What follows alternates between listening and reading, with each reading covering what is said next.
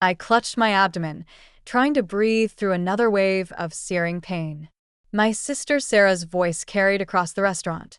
"Oh my God, not this again. Can we have one family dinner without Olivia's mysterious stomach aches?" The concern on my mother's face quickly transformed into exhaustion. After 8 months of my complaints, even she was starting to believe Sarah's narrative. I was just being dramatic, looking for attention, making excuses to get out of family gatherings. "Maybe you should try those digestive yogurts I told you about," Mom suggested half-heartedly, picking at her salad.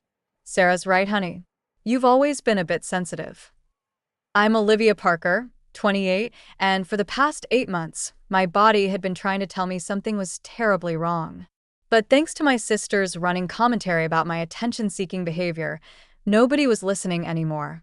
"I'm seeing a new specialist next week," I said, straightening up as the pain subsided temporarily. "Dr. Harrison thinks." "Another doctor?" Sarah interrupted, rolling her eyes. "How many is that now? 5? 6? You know what they all say. It's just stress or period pain or your diet." But no, our little Olivia needs to make it something dramatic. The worst part was she wasn't entirely wrong about the doctors. Each one had dismissed my symptoms with varying degrees of condescension. One suggested therapy. Another prescribed antacids. The last one had the audacity to suggest I was making it up for opioids. "This one's different," I insisted, though my voice lacked conviction. "He specializes in chronic pelvic pain and—" "Chronic pain," Sarah snorted. "More like chronic complaining. Remember when she was convinced she had appendicitis during my engagement party? She turned to her husband, Mike. She just couldn't stand that someone else was the center of attention. That was different. I protested, but the memory stung. I'd ended up in the ER that night, only to be sent home with a diagnosis of gas and a hefty bill. Sarah never let me forget it. "Different how?" she challenged. "You've always done this, Liv. Remember the migraine during my graduation? The food poisoning at Christmas? There's always something with you, and mysteriously, it only happens during important family events." I pushed my untouched dinner away, fighting back tears. The pain was building again, a hot knife twisting in my pelvis. But I didn't dare show it now. Sarah would just add it to her list of my performances. "I think I should go home," I said quietly, reaching for my purse. "Of course you should," Sarah said sweetly. "It must be exhausting keeping up this charade all the time."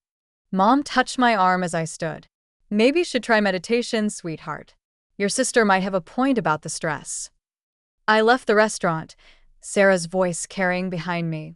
"Watch, she'll be fine tomorrow when there's no audience." But I wasn't fine. That night, curled around a heating pad in my apartment, I scrolled through my phone's camera roll. Pictures from 8 months ago showed a different person, someone who smiled without strain, who could stand straight, who didn't calculate the distance to the nearest bathroom everywhere she went.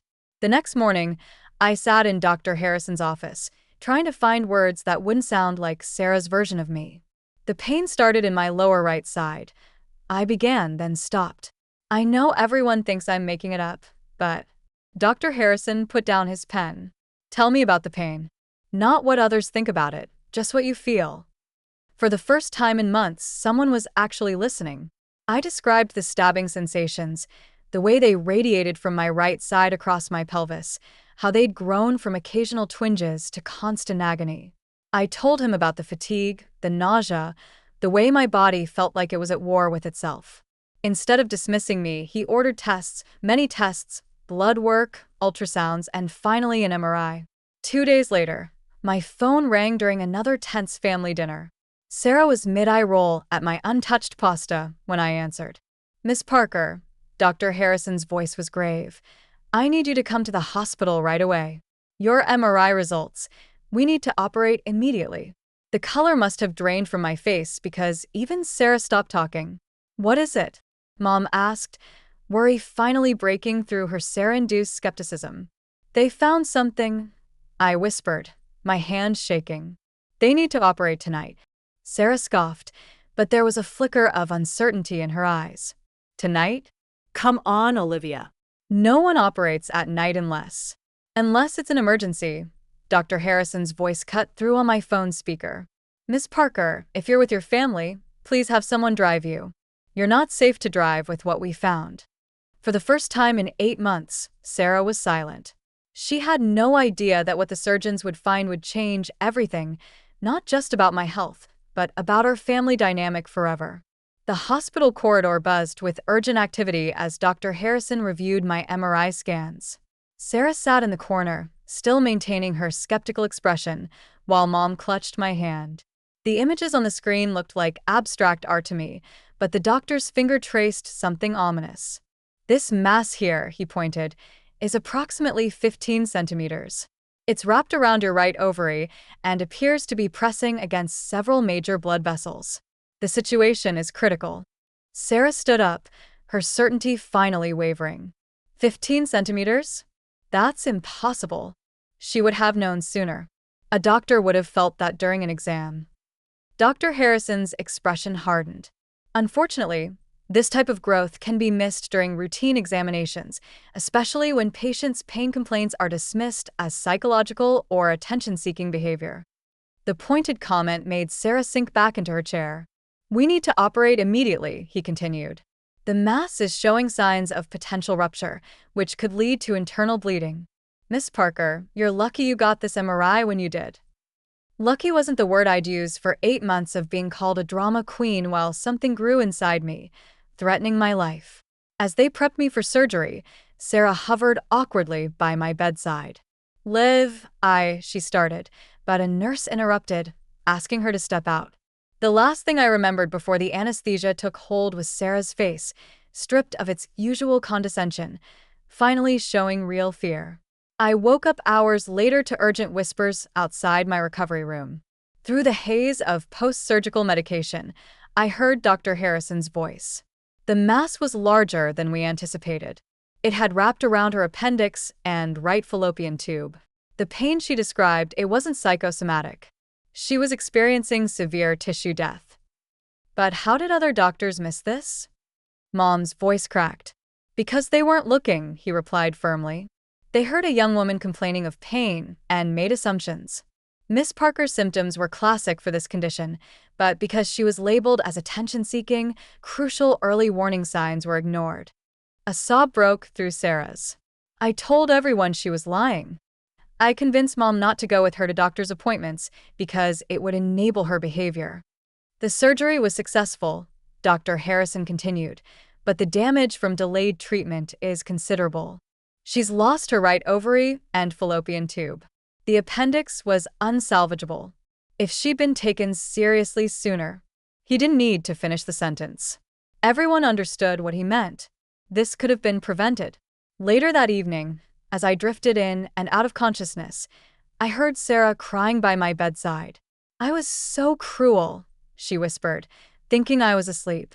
Every time you clutched your side in pain, I made it about me, about how you were trying to steal attention. God, Olivia, you were dying inside while I was calling you a drama queen. The next few days brought a parade of ashamed family members. Mom brought my childhood medical records, finding patterns we'd all ignored, similar pain episodes in my teens, dismissed as growing pains or attention-seeking behavior. Sarah's apologies came in waves. She'd sit beside my hospital bed, showing me screenshots of her social media posts where she publicly admitted her mistake.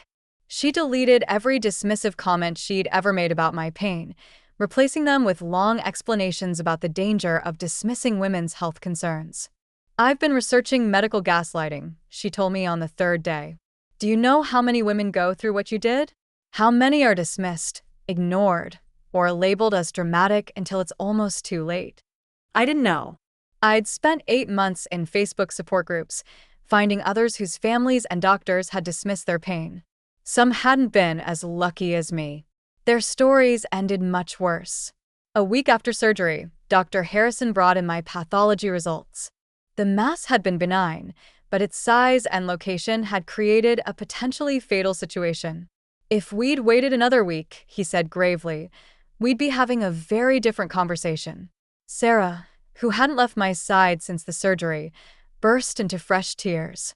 The recovery was slow, marked by painful realizations. I'd lost parts of my reproductive system because nobody believed my pain was real. My own sister had led the charge in dismissing my symptoms, creating a narrative that nearly cost me my life. But something else was healing besides my surgical wounds. Sarah had transformed from my biggest critic into my fiercest advocate. She accompanied other women in our family to doctor's appointments, ensuring their concerns were taken seriously. She started a blog about medical gaslighting and the importance of believing women's pain. One evening, as she helped me walk the hospital corridor, she stopped suddenly. "I know I can never take back what I did," she said, her voice thick with emotion. "But I promise you, Olivia, no one will ever dismiss your pain again. Not while I'm around." I squeezed her hand, feeling the weight of everything we'd been through. The surgery had removed more than just a mass. It had cut away years of doubt, dismissal, and damaged trust. What was growing in its place was something unexpected, a sister who finally believed me. 6 months after the surgery, I stood at a podium facing a room full of medical students. Sarah sat in the front row, nodding encouragingly as I shared my story. What had started as her attempt at redemption, organizing a seminar on medical gaslighting, had turned into something much bigger. For 8 months, I began, my voice steady. I was told my pain was in my head, that I was seeking attention, that I was being dramatic. I clicked to the next slide, my MRI image. This is what was actually happening inside my body while I was being dismissed. The auditorium fell silent. These future doctors stared at the massive mass that had nearly killed me while I'd been prescribed antacids and therapy. My sister Sarah, I gestured to her, has asked me to be completely honest about her role in this story. She was my biggest doubter, and now she's my strongest advocate because this isn't just about medical oversight. It's about a culture that teaches women to doubt themselves and each other. Sarah stood up, taking her place beside me at the podium. Her hands shook as she addressed the crowd. "I was the worst kind of gaslighter," she admitted. "I convinced our entire family that my sister was making up her pain for attention. I created a narrative that made doctors even less likely to take her seriously." The presentation included screenshots of her old social media posts mocking my pain, followed by her recent advocacy work. She'd started a support group for families healing from similar experiences and a website tracking cases of medical gaslighting. The hardest part of recovery, I continued, wasn't the physical healing.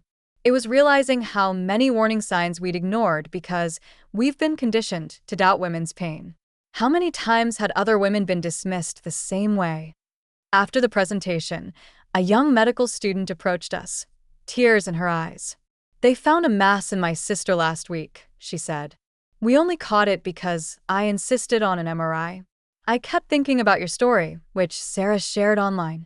This was happening more and more, women reaching out to tell us how our story had pushed them to advocate for themselves or their loved ones.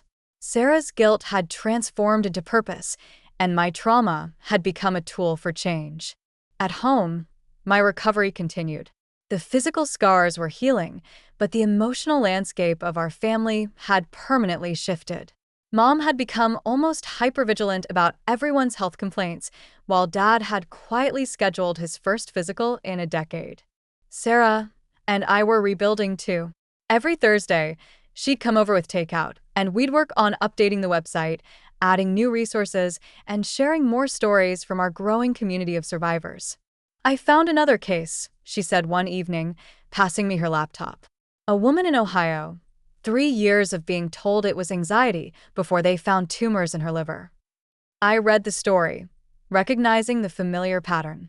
"Have you contacted her?" Sarah nodded. "She's joining our support group next week.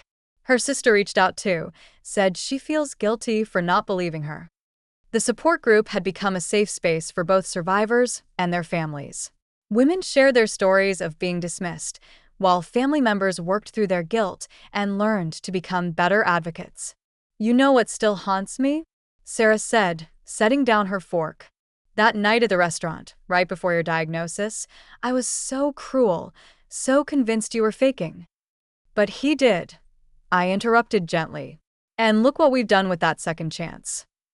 Our website had grown into a database of resources, including a list of doctors known for taking women's pain seriously. We'd started working with medical schools, sharing my case study as an example of how implicit bias affects diagnosis and treatment. 1 year after my surgery, we organized a conference. Hundreds of women and their families gathered to share stories, connect with advocacy resources, and learn from medical professionals who specialize in commonly dismissed conditions. During the opening ceremony, Sarah took the stage. "A year ago, I was part of the problem," she began. "I was the voice telling my sister to stop complaining, to stop seeking attention, to stop trusting her own body. Today, I stand before you as a reminder that we can change. We can learn. We can do better." I watched from the sidelines, touching the surgical scar through my shirt. The mass that had nearly killed me had also given birth to something powerful, a movement of women refusing to be silenced, of families learning to listen, of medical professionals committed to doing better. Later that night, Sarah and I sat in my garden, watching the sunset. "Remember when you used to tell me I was ruining every family gathering with mysterious pains?" I asked. She winced. "I'm so sorry, Liv. I know you are, but look at us now. We're actually talking, really talking, not just performing for family dinners." Sarah reached for my hand. "From gaslighted to guardian," she said quietly. "Never again will anyone tell you your pain isn't real. Never again will I be the sister who doesn't believe." The evening air was cool against my face as I squeezed her hand back. Sometimes, the biggest transformations come from our worst mistakes. And the deepest healing happens when we face our own role in others' pain. Sarah and I had walked through fire together and emerged with a purpose neither of us could have imagined.